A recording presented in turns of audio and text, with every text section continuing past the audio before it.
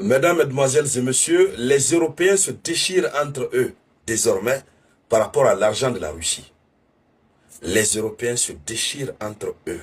Oui, c'est une déchirure totale par rapport à l'argent de la Russie. Vous n'êtes pas sans le savoir qu'au niveau de l'Europe, il y a beaucoup de fonds russes qui se trouvent dans plusieurs banques qui ont été gelés.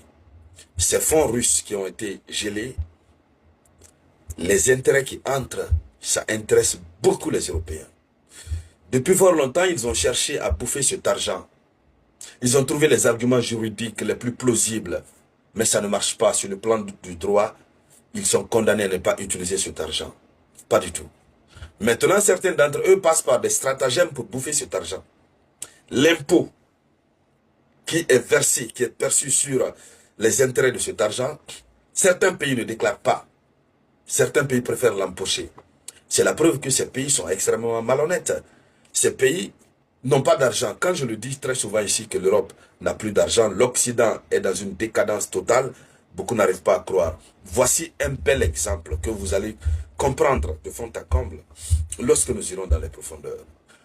Le pays qui est visé, c'est la Belgique. L'Union européenne n'est pas du tout contente de la Belgique. Et puis, ça ne reste plus entre eux.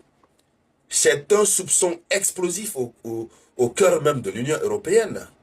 Ce sont les membres même de l'Union européenne qui accusent la Belgique. Je vous dis que c'est très très tendu entre les alliés. La Russie est assise. La Russie regarde. La Russie sait quand même que son argent là, ils ne doivent pas bouffer. S'ils veulent, ils n'ont qu'à bouffer. Hein. Ils ont pensé qu'en gelant cet argent, que la Russie n'allait pas pouvoir continuer la guerre. Le contraire s'est produit. L'économie russe n'a fait que galoper. La Russie sait qu'après la guerre, il faudrait que l'argent la revienne à la Russie. À moins que le Kremlin décide, dans le cadre d'un accord, voilà, de donner peut-être une partie. Mais sinon, ça va revenir à la Russie.